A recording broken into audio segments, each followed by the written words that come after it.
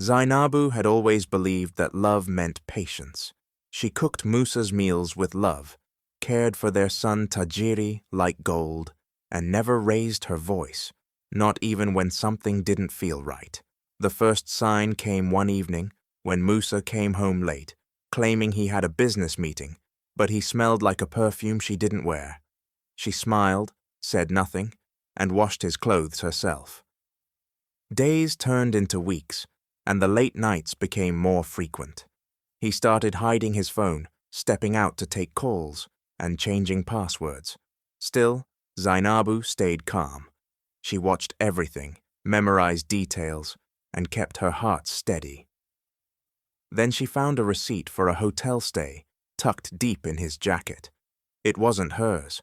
Her hands trembled, but her face remained still. Instead of confrontation, she began to write. She kept a small diary under her pillow, writing every date, every suspicious detail, every lie. Musa thought she was naive, that her silence meant she was unaware. But Zainabu was documenting, not ignoring. She paid attention to how much money he withdrew each week. She noticed how he smiled at his phone more than at her. And yet she served his dinner hot, ironed his shirts, kissed his forehead before he left. Her silence wasn't weakness. It was preparation. Deep down, she knew confronting him in anger would only give him power to twist her words. No, she was going to wait for the perfect time, with proof, with power, with peace in her heart. The more he lied, the more she watched. The more he strayed, the more she planned. And every night, while he thought she was sleeping beside him, Zainabu was quietly building her escape. Her silence was not surrender. It was strategy. Every day, while Musa pretended to be the perfect husband in public and lived a secret life behind her back, Zainabu was quietly collecting the truth. She bought a new notebook and hid it inside an old cooking pot no one touched. That notebook became her best friend. On the outside, she smiled and played her role as a devoted wife. But inside, she was a quiet investigator. She wrote down the times he came home late, the names he mentioned on phone calls, the strange hotel receipts she found in his pockets. If he transferred money to an unknown account, she noted it. If she overheard him whispering sweet words to another woman, she remembered every sentence. She even taught herself how to check deleted messages on his phone without alerting him. She backed up his call logs, saved screenshots, printed bank records. Every lie he told, she wrote with the date and time. Every fake meeting, every unexplained trip, she documented with care. It became a habit. His betrayal became her evidence. Over the years, Musa grew bolder. He stopped hiding things because he thought Zainabu was too soft, too simple to understand. But that was his mistake. Zainabu was quiet, not foolish. She had 5 years' worth of truth written in ink. She copied important files to a flash drive, stored photos in a cloud account under a different name, and even recorded voice notes of him talking in his sleep. Musa didn't know he was building his own downfall. Zainabu never screamed, never shouted, never begged. She simply documented, calmly, carefully, like a woman setting the final pieces of a puzzle. Her silence was power, and one day, that notebook would become her voice. While Musa was busy chasing another woman and thinking Zainabu was too slow to notice, she was building something powerful in silence. Using the small savings she secretly kept from her tailoring side jobs, she opened a mobile money account in her cousin's name first, just to be safe. Then, step by step, she started learning about online sales. At night, when Musa snored beside her, she watched free business tutorials on her phone with headphones in. She learned how to sell handmade clothes, started sewing simple dresses after everyone went to sleep, and listed them online. Her first sale was small, but it gave her courage. Within a year, Zainabu registered a small business in her own name, under a new postal address, and used a separate SIM card for everything. No one knew, not even her best friend. Every profit she made, she reinvested. She bought a second-hand sewing machine, paid in cash, and hid it at her aunt's house. She even paid for a small plot of land outside town, putting the paperwork under her name only. Quietly, carefully, she built a financial wall that Musa couldn't touch. While he showed off fake wealth on social media and wasted money on hotels and gifts for his mistress, Zainabu built real value, slowly and smartly. She opened a bank account with biometric security and told the bank to deny access to anyone but her. When Musa gave her money for groceries or home bills, she used only what was needed and saved the rest in her hidden accounts. Musa thought he had all the power in their home, but Zainabu wasn't just surviving, she was rising, preparing. Every stitch she made, every shilling she saved, was a brick in the house of freedom she was building without anyone's help. As years passed, Musa's affair with Eshe grew bolder and more shameless. What once was hidden in shadows was now creeping into the light. He started spending weekends away, always with new excuses. A friend's wedding, a business trip, church retreat. But Zainabu knew. She had seen the name Eshe pop up again and again on his phone, sometimes saved under fake names like Pastor Jonah or Battery Man. But nothing could hide the truth anymore. Musa was obsessed. He began buying gifts he never brought home, sending mobile money late at night, even smelling of a fruity perfume that didn't belong in their house. He'd come home humming love songs, forgetting Zainabu's birthday, missing their son Tajiri's school events, and when asked, he'd simply say, "I was busy." He was only busy with Eshe. One day, Zainabu overheard a phone call while pretending to sleep. Musa's voice was low and trembling with emotion. "Are you sure? You've done the test? All right, I'll take care of you. I promise." Her heart stopped. That was it. Eshe was pregnant. From that moment, Musa changed even more. He started pressuring Zainabu to reduce house expenses, cut back on their son's school fees, and questioned her need for money. He wanted to divert funds without explaining why. He even asked Zainabu if they could adopt a simpler lifestyle, calling it God's way of teaching humility. But Zainabu knew. He was saving for Eshe, preparing for another life without even telling her. He thought Zainabu was still clueless, but while he celebrated in secret, thinking he was winning, he didn't realize the storm he had awakened. His betrayal was no longer just emotional, it was now flesh and blood. And Zainabu, still quiet, was closer than ever to her final move. Zainabu knew she couldn't just walk away without protecting herself and her son. Musa had no idea she had been planning quietly, and now it was time to bring in someone she could trust. That's when she reached out to Bakari, an old family friend who had recently become a lawyer. They met at a quiet cafe, far from the busy part of town. She wore a scarf low on her face and sat with her back to the door. When Bakari arrived, she greeted him with a smile, but her eyes were serious. She told him everything, without tears, just facts. 5 years of betrayal, financial secrets, a second woman now pregnant. Bakari was shocked by how much she had documented. She handed him the flash drive with copies of receipts, voice notes, and photos. "I need to protect what I've built. I need to protect Tajiri," she said firmly. Bakari agreed to help immediately. He advised her to quietly transfer all her business assets legally into her name.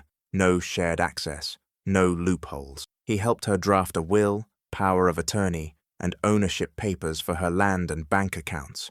He even suggested setting up a trust for Tajiri's education, just in case Musa tried to interfere. Over the next few weeks, they met secretly. Bakari coached her on her rights, what documents to collect next, and how to prepare for divorce, without alerting Musa. He told her the importance of striking when the truth would hit the hardest, and Zainabu listened closely. Each legal paper signed felt like a piece of armor on her body. Each meeting with Bakari was a step toward freedom. While Musa was dreaming about a new life with Eshe, Zainabu was designing her escape, with the law on her side, and silence as her weapon.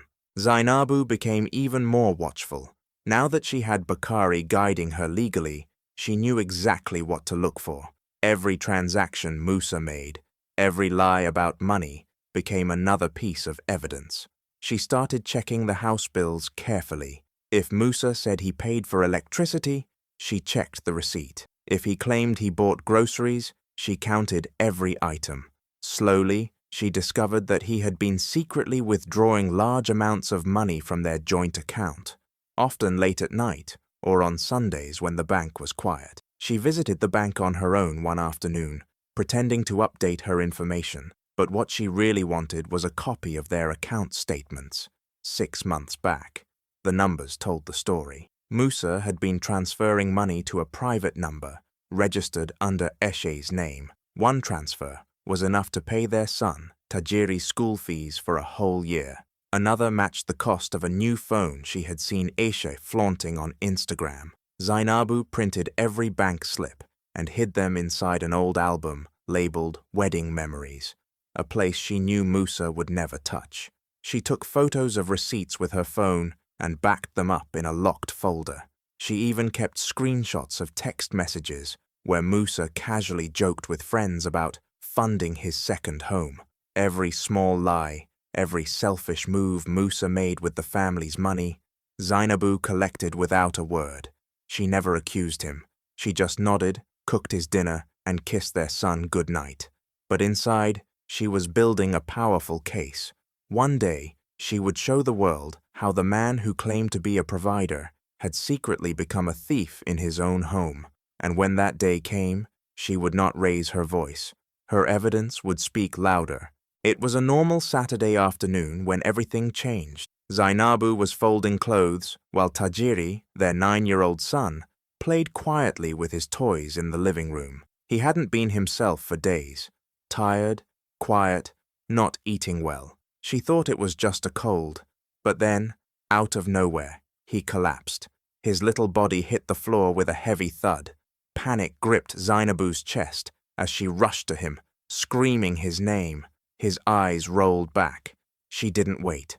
She grabbed him in her arms and ran outside, screaming for help. A neighbor rushed them to the nearest clinic. The doctors said it was stress and malnutrition. Tajiri had been skipping meals at school, too ashamed to speak up because Musa had refused to pay for his lunch plan. Zainabu had begged Musa weeks ago to renew it, but he claimed he was broke. Broke? While he was spending thousands on Eshe's baby clothes? The story spread fast through the neighborhood. People who once admired Musa started whispering. Then, just days later, Eshe showed up at a local event.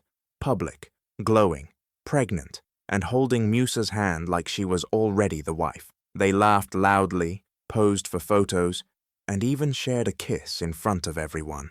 Someone took a video. It went viral. That's when everything flipped. Friends who used to ignore Zainabu started messaging her. "We didn't know. We're so sorry."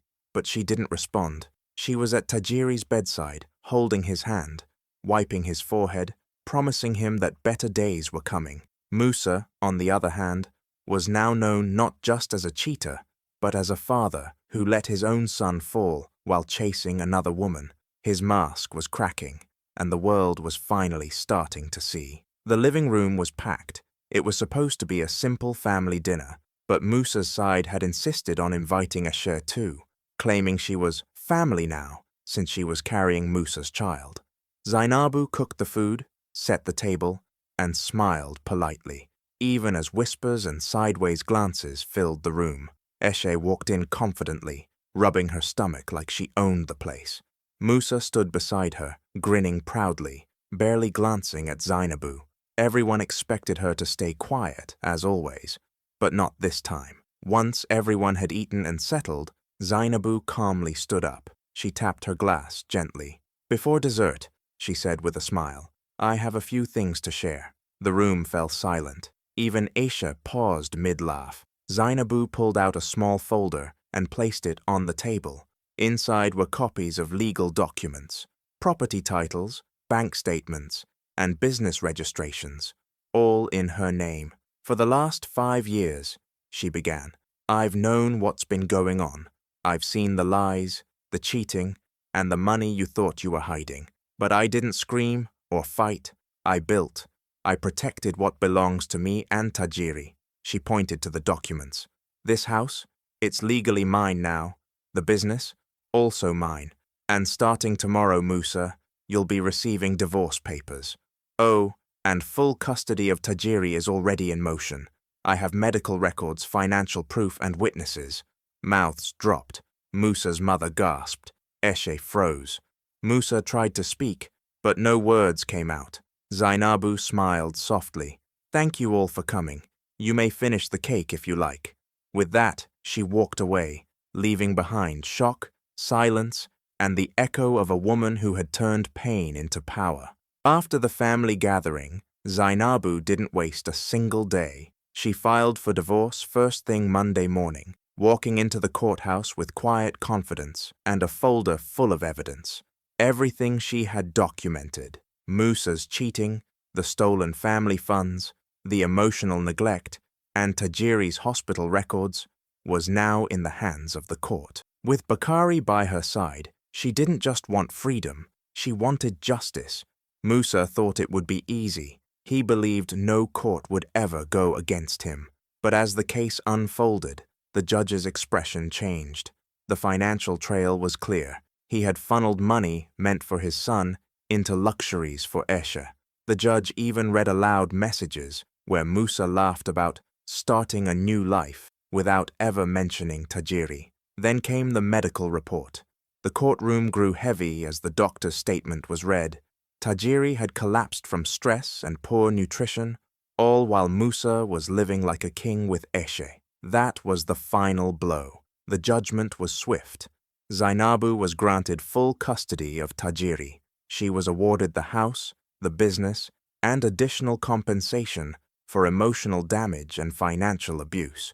Musa was ordered to pay child support and was denied visitation until he could prove he was fit to be a father.